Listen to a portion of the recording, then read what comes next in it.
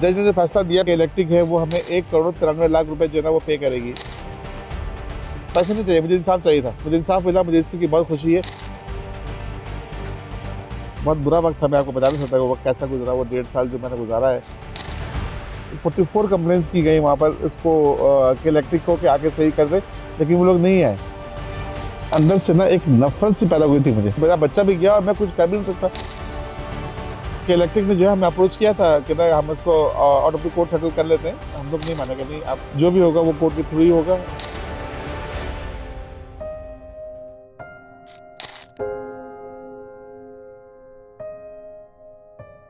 मेरा नाम जो है वो खलीकुद्दीन सिद्दीकी है और मैं अजहान जिसकी शहादत जो है वो 23 अगस्त 2017 को हुई थी उसका फादर बात कर रहा हूँ।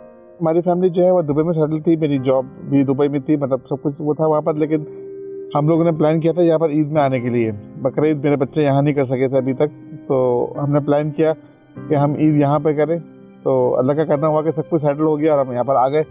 तो अगस्त में जो है उन दोनों ईद पड़नी थी और बहुत ज़्यादा बारिशें थी उन अगस्त में, बहुत ज़्यादा बारिश थी। हमारा घर यहाँ पर बालकोनी में था, बालकोनी कराची जो एयरपोर्ट से करीब है।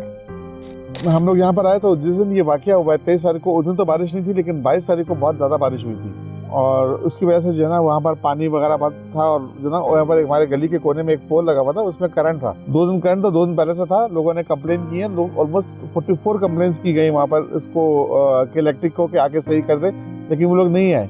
मेरे बच्चे की एज 8 साल 1 महीने थी। एक्चुअली हुआ ये कि जब वो जानवर उतार रहे थे, हमारे घर के बराबर में ना एक बाड़ा था, वहाँ पर खत्म हो गया था, लेकिन लोग वहाँ लाके जानवर बांधते थे।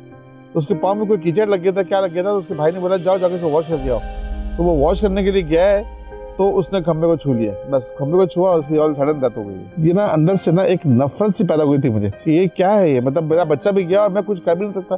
तो जो है मैंने कहा था मैं तो खैर जाऊंगा लड़ने के लिए, तो मुझे इस चीज़ के लिए मैं सबसे ज़्यादा जो है वो थैंक्स अदा करूंगा जमात इस्लामी का। उन्होंने मुझे अप्रोच किया और मैंने जो है उनसे मिल के साथ मिल के मैंने ये केस किया। मेरा केस मतलब जमात इस्लामी ने ही लड़ा है, देखा जाए मैं फ्रंट पे था, नो डाउट। मुझे बहुत उन्होंने हेल्प किया, मैं इसके लिए इनका बहुत शुक्रगुजार हूँ। मैंने ये भी कहा है कि जो पैसे मुझे मिलेंगे ये सब के सब जो है वो अब खिदमत को ही जो है ना वो डोनेट होंगे। तो उसकी वजह भी यही है, मुझे पैसे नहीं चाहिए, मुझे इंसाफ चाहिए था। जज ने जो फैसला दिया, पहले हमें ये फैसला दिया जज ने कि जो कि इलेक्ट्रिक है वो हमें 1,93,00,000 रुपए जो है ना वो पे करेगी। लेकिन फिर बाद में कोई कैलकुलेशन और डिडक्शन के बाद उन्होंने जो फाइनल अमाउंट हमें अभी तक दिया है वो 48,19,000 समथिंग है, 20 रुपये समथिंग ऐसे ही कुछ है। उस पर भी देखें अभी क्या होता है। अभी तो खास से शायद मैंने सुना है कि इलेक्ट्रिक वाले अपील में जा रहे हैं। ये जो एक तरह से जो ये मेरा 6 साल 7 साल का ये जो मेरा वो टेन्योर रहा है, काफ़ी टफ रहा है। मतलब बहुत दफ़ा मुझे ऑफिस से छुट्टी करके जानी पड़ती थी कोर्ट में, मैं उस पर भी गया। लेकिन मैं अपने एडवोकेट का भी बहुत शुक्रिया अदा करूँगा,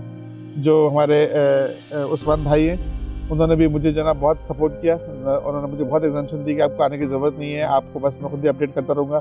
और उन्होंने मेरा केस बहुत अच्छे तरीके से लड़ा। कि इलेक्ट्रिक ने जो है हमें अप्रोच किया था कि ना हम इसको out of the court settle कर लेते हैं, तो लेकिन फिर हम लोग नहीं मानेंगे, नहीं आप जो भी होगा वो कोर्ट के थ्रू ही होगा, जो जज फैसला करेंगे वो हमें कबूल होगा। इस वक्त के बाद कम से कम एक तो हुआ कि आपने देखा होगा कि इलेक्ट्रिक ने जो है ना वो जगह जगह अर्थ के तार लगाए हैं खंबे के साथ, ठीक है। ये हमारे केस करने के बाद ही हुआ है। एटलीस्ट उन्होंने कुछ तो मेजरमेंट लिए, कुछ तो उन्होंने किया। अल्लाह ना करेगी कि वाकई किसी और के साथ हो, लेकिन अगर इन फ्यूचर किसी के साथ होता है तो मेरी इनको एडवाइस यही है कि वो खड़े होकर स्टैंड लें। लोग इसलिए भी आगे नहीं आते हैं कि पता नहीं हमें इंसाफ मिलेगा नहीं मिलेगा, या इतना लंबा कौन देखेगा। लेकिन अपने खून के लिए तो आपको थोड़ी कुर्बानी देनी पड़ती है, और वो आपका जो शख्स जो गया होता है उसका तो हक है कि आप उसके लिए इतना करें। मेरी जो छोटी बेटी है ये पैदा हुई है और वो मेरा बेटा गया है, मतलब ये 1 जुलाई को पैदा हुई है, वो 23 अगस्त को गया है। इस बच्ची की वजह से मुझे इतनी हेल्प हुई है अपनी वाइफ को संभालने में। मेरी वाइफ तो बिल्कुल मतलब ना एक तरह से समझने के डिप्रेशन का शिकार थी, उसको होश नहीं था, चीज़ें इसको याद नहीं थी। मैं इसको रुलाता था तो मेरी वाइफ एकदम से जो ना चौंकती थी, तो इसने बड़ी हेल्प की मेरी बेटी ने, माशाल्लाह, अल्लाह ताला इसको तो वो दे। मेरा वो वक्त बहुत बुरा वक्त था, मैं आपको बता नहीं सकता वो वक्त कैसा गुजरा, वो 1.5 साल जो मैंने गुजारा है। एक तो मेरे बच्चे की डेथ हुई थी, दूसरी तरफ मेरी फैमिली डिस्टर्ब थी, मेरी वाइफ को होश नहीं था, मैं बच्चों को देखूँ, मैं खुद को देखूँ, मैं क्या करूँ। लेकिन बहरहाल वक्त जो ना अल्लाह ताला ने बहुत अच्छा एक मरहम बनाया है। जैसे जैसे वक्त गुजरा हालात बेहतर होते गए और जो है वो मेरी वाइफ भी इस चीज़ से बाहर निकलती गई। लेकिन क्या हो गया कि इस वाक़े के बाद से मेरी वाइफ की मेमोरी पे बहुत असर पड़ गया, चीज़ें बहुत सारी भूल गई है, चीज़ें इतनी अच्छी। मेरी वाइफ बहुत अच्छी टीचर थी, एक स्कूल की प्रिंसिपल पे रह चुकी हैं, और अगर आप थोड़ा सा पढ़ाने बैठती है तो सर में दर्द हो जाता है। लेकिन अल्लाह का शुक्र है कि दोबारा शुरू किया है, ज़िंदगी तो रुकती नहीं है। हमें अपने और बच्चों के लिए भी जीना है।